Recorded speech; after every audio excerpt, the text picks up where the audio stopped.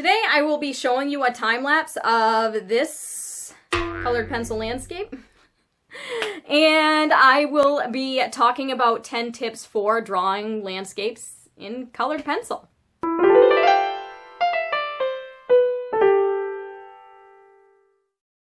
Hi, Shanna Rowe Jackson here from Caution Artists at Play, and today I am going to talk about the 10 things that I like to keep in mind while I am drawing a landscape in colored pencil. So, number one, the first thing that I like to think about when I am doing a landscape in colored pencil or just in general is the horizon line. So, when I'm sketching out my landscape, I usually do my landscapes freehand, and when I do, I like to place my horizon line first. This is going to be the furthest away point in your landscape, and all your atmospheric perspective is going to depend on this point in your landscape. So it's important to establish your horizon line right off the bat because it is going to help with the rest of your composition. And generally speaking, I recommend placing the horizon line either a little above or a little below the halfway point. You don't ever want it at the halfway point of the page because it tends to make it a little bit more difficult for the viewer to figure out what they're supposed to be focusing on, and it makes it harder for the viewer's eye to kind of circulate through the piece as well as it should. And so I always recommend putting it either higher or lower than the halfway point. If it is lower than the halfway point, usually the emphasis will be mostly on the sky. If it is higher, then usually it's on the landscape or the water, depending on what is in the foreground. So, number two, the next thing that I work on is the sky. Once I start laying in color, I always start with the sky first because the sky sets the mood for the rest of the painting. And so if it's a blue sky, then you know a lot of your shadows are going to have blues in them. If it's a sunset, you know a lot of those warm colors are going to be reflecting on the landscape around you. And so you want to make sure that you get the sky laid in because it really sets the mood and the tone for the rest of the piece. And when working in colored pencil, I recommend trying to keep a very sharp point on your pencil at all times. Typically speaking, the top of the page or the top of the sky is going to be the darker part, and the bottom part of the sky is going to be the lighter part. As it gets closer to the horizon, which is further away, it is going to get lighter. So I usually start top to bottom, and I keep my pencil sharp and I use very small circular motions. And then as I go further down and I'm about to get it into a gradient, if I'm about to switch colors, I make sure that I lighten my pressure with my pencil, even though I'm technically using kind of light pressure to begin with in layers. I just make sure that I keep my pencil strokes light, so that way there, when I come in with my next color over that part, they can blend together more easily, and then I can make sure that I haven't ruined the tooth of the paper and I'm able to layer that next color so that I can smooth it out between those two colors.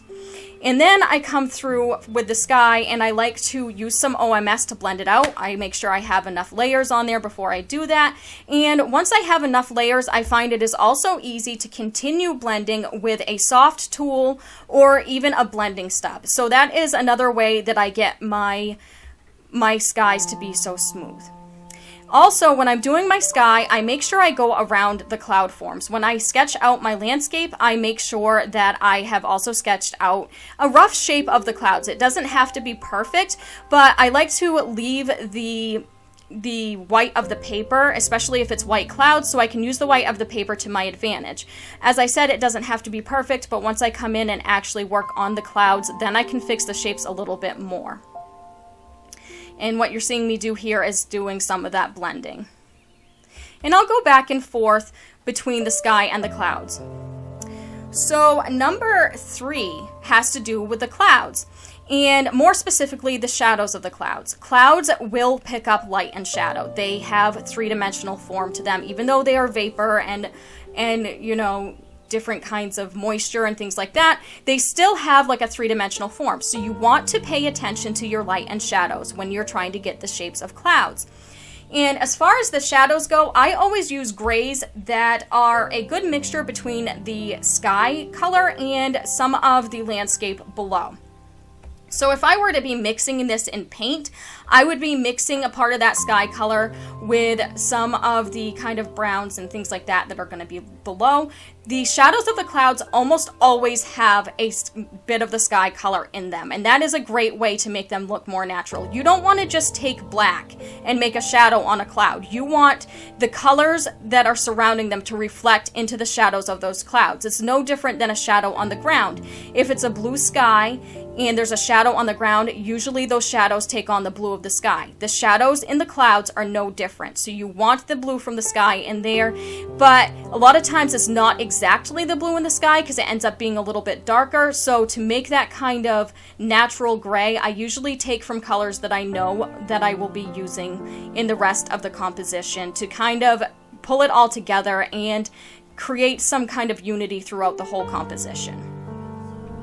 So number 4 involves distant hills and trees. And as you can see in that mountain in the background, it's quite light, it doesn't have a lot of detail, and it takes on some of that sky color. So the one that's kind of towards the middle of the page, which I keep blocking, I apologize, that is the furthest away mountain in the whole scene. That mountain is really far away, and it is going to take on the color of the sky. You're not going to see as much detail or contrast, because if you are out in a natural landscape, you are really far away, obviously, from the mountains, and so that means there's a lot of air between you and the mountains, and that is basically the basics of atmospheric perspective. The further away something is, the less detail it has, and the more of the sky color it takes on, because there is a lot of molecules and a lot of different kinds of,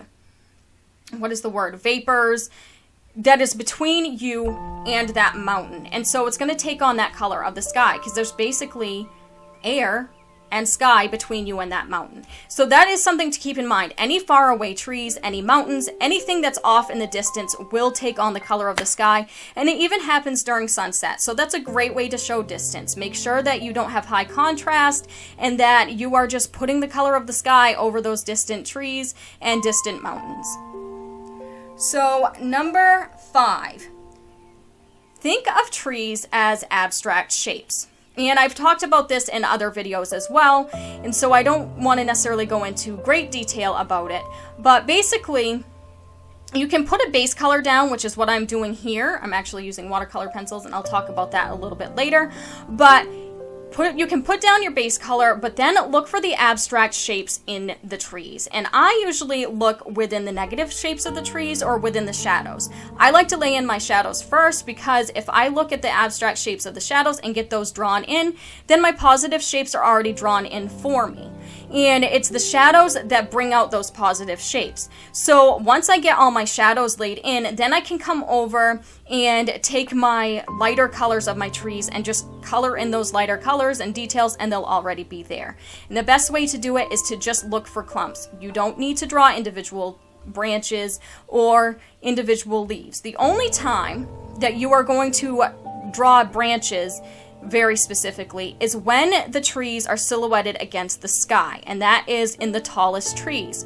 So if you look and you see the tallest trees, they're poking out above the rest, it's less dense, and so they're almost just a shadow against the sky. And that's when you're going to look at more specific branches. But even then, you're just looking at shapes. You don't have to draw every individual pine needle. You're just going to draw the silhouetted shape against the sky. So that's kind of a 2-for-1 tip. The trees that are more dense, you look for the negative shapes. The trees that are sticking out against the sky are going to be more flat and silhouetted.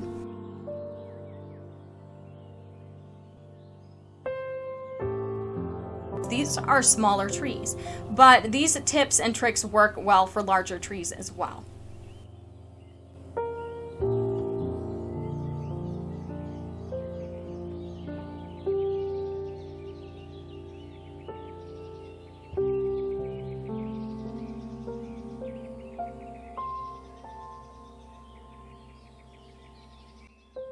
Then I can come in with lighter colors and kind of pick out more of those details later.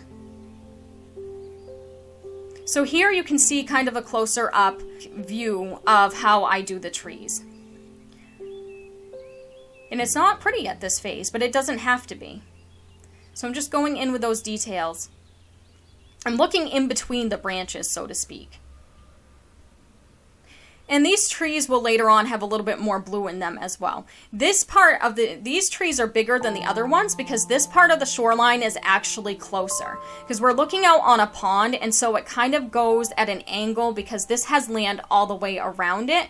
So they're almost like diagonally going around the pond and kind of going towards the point of where the mountain is. So these trees are a little bit closer, and this shoreline is a little bit closer than the trees on the opposite side, which is why they are larger. So that is something to keep in mind. Obviously, as I talked about before, with atmospheric perspective, things that are closer are going to be larger and probably a bit more detailed.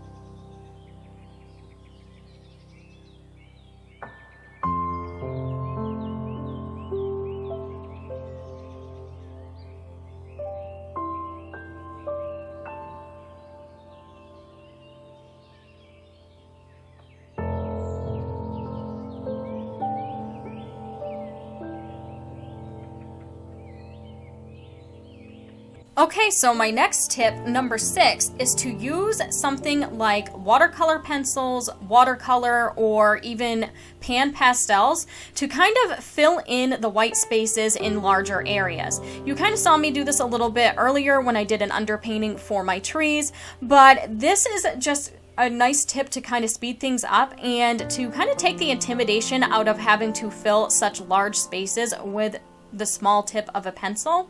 And so I am just using some watercolor pencils here, and I am just going through and kind of getting a basic wash for my water, so that way there I can come in on top with my colored pencils and do the details. So number 7 deals with reflections. So as you can see, there's a top part of the water that is a lot lighter and it's kind of ripply, and so there's not a lot of reflections there. It's really only reflecting the color of the sky. However, down in the lower part, it starts to calm down a little bit, and so you're going to be able to see more reflections of the trees. So when I am working on reflections, I always want to keep in mind the fact that reflections are going to come straight down from what they are reflecting. They're not going to come out onto the water as an angle. They are going to just come straight down, and oftentimes, depending on the reference photo, they might be the same size, but there are times when the reflection will be a little bit smaller than the trees that they're reflecting, or a little bit larger, depending on what's going on in the water itself. And oftentimes, the reflections might appear a little bit darker and definitely less detailed than what they are reflecting. And this all really depends on the time of day. Like, this is a pretty blue sky, so for the most part the colors are going to be very similar to the trees themselves, but they might have a little bit more blues in them and be a little bit darker. So I'm just making sure that I'm mimicking those shapes. They don't have to be perfect, but you want them to be, lining up with what they're reflecting. And of course, I am looking at my reference photo and making sure that I am getting them accordingly. And so, as you can see, the trees that are further away, not as much of the reflection is showing because there's that ripply part of the water that isn't reflecting anything. So it's just really seeing the reflections of the tops of those trees. Because in this reference, the tree reflection is almost the same exact size as the trees themselves, so I'm kind of coming down from the shoreline to get that size in there, not from where it starts reflecting, but from the shoreline itself, because as I said, there's that ripply water that kind of interrupts that reflection. The clouds will also reflect in the water, but they also get really, really distorted, and so You may even see some of the clouds in the water that aren't in the sky above because they're reflecting from a part of the sky that doesn't show in the composition. So just pay close attention to your reference photo if you're working from one, and keep that in mind. Sometimes the clouds may not line up perfectly because you are seeing parts of the sky in the water that you aren't actually seeing in the picture, especially here where there's more water than there is sky. And I'm just kind of going in now on that opposite side and working on those reflections. Again, I want to make sure I'm coming kind of straight down. I'm trying to keep the size in check. You'll see me adjust that a few times. And I am also trying to make sure I can kind of get those foreground trees, because there's layers of trees there. So there's some in the front that are a little bit lighter, and there's some in the back that are more dense, and that will also show in the reflection itself, albeit much more blurry and definitely less detailed. And something else to keep in mind when there is a reflection is, even though the reflection itself comes straight down, you are going to have horizontal lines that interrupt it where the waves are coming through, and the ripples in the water kind of interrupt that reflection. So I am keeping that in mind as well. I am looking at those abstract shapes to try and give that effect that there is rippling water there.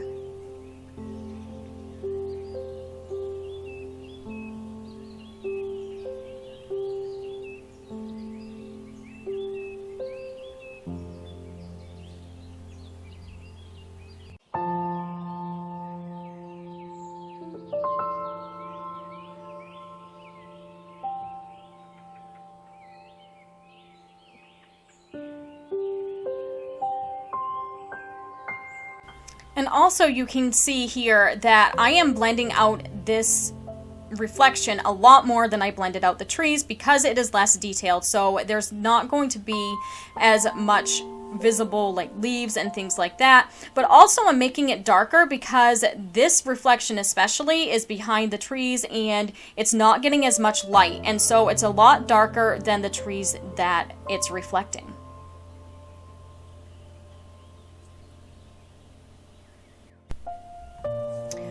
Number 8. Water, just like the sky, usually gets lighter as it gets closer to the horizon and darker as it gets further away from the horizon. So if you think of water like a mirror image, it's going to reflect the lightest part of the sky when it gets closest to the lightest part of the sky, and the darker part of the sky as it gets as it lines up with the darker part of the sky. And in this particular image, you can tell that because there's so much water, you're a lot further away. It gets even darker because there's a little bit more shadow. So just pay close attention to your reference, because the water may end up being darker than the sky is. And so you just want to kind of pay close attention to that as well. Okay, so number 9. Waves and ripples are three-dimensional. So you want to pay close attention to your light and shadow, just like you did with the clouds, just like with anything else. If you're doing something realistic, pay close attention to the direction of light and the direction of the shadow and put that in. Typically speaking, usually most ripples are going to go horizontal, especially as they get closer towards the horizon line.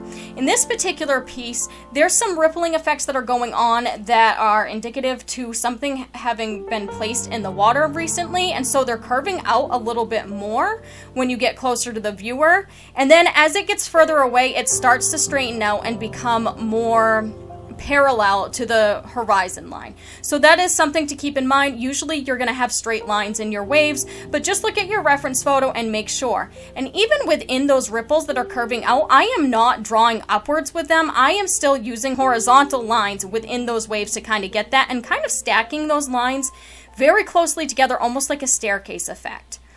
And you can see here, I am also doing some reflections of clouds on the water, and these clouds in particular are a little bit darker reflections than the clouds that are closer to the horizon line, because they are over the darker part of the water and it's closer to the viewer, so you're more apt to be able to see a little bit below the surface a little more, and it's going to reflect a little less. So that's something else to keep in mind when you're working on water. As it gets darker, as it gets closer, the reflections may as well, because you're starting to kind of see a little bit more of, you know, the bottom of that pond kind of showing through a little bit. Sometimes the colors will show through. In this particular image, the colors of the floor of the pond don't really necessarily show through as much, but that is something to look for in your reference photo. Okay, so number 10 is simply to just relax and have fun. Landscapes are great because they don't have to be exact. If one leaf is out of place, most people won't notice. There's less pressure than if you're doing something like portraiture to get a likeness, and it should just be a great time. So be patient with yourself, relax, and enjoy the process. Okay, so here is the final piece. I really enjoyed this piece. I actually did this as a commission for a really close friend, and it's one of his and his wife's favorite spots, and it was really right up my alley. I was so excited when he sent it to me. So I hope that you enjoyed this video and that you learned a little something. What is your favorite aspect of landscape painting or drawing? Please let me know in the comments below. What's your favorite thing to draw that is landscape related? All right, thank you so much for watching. Have a great day. Bye. Hey guys, thanks for watching. If you like what you see, please hit subscribe. Also, if you're interested in seeing more of my artwork, I'm on social media, so check out the links in the description below.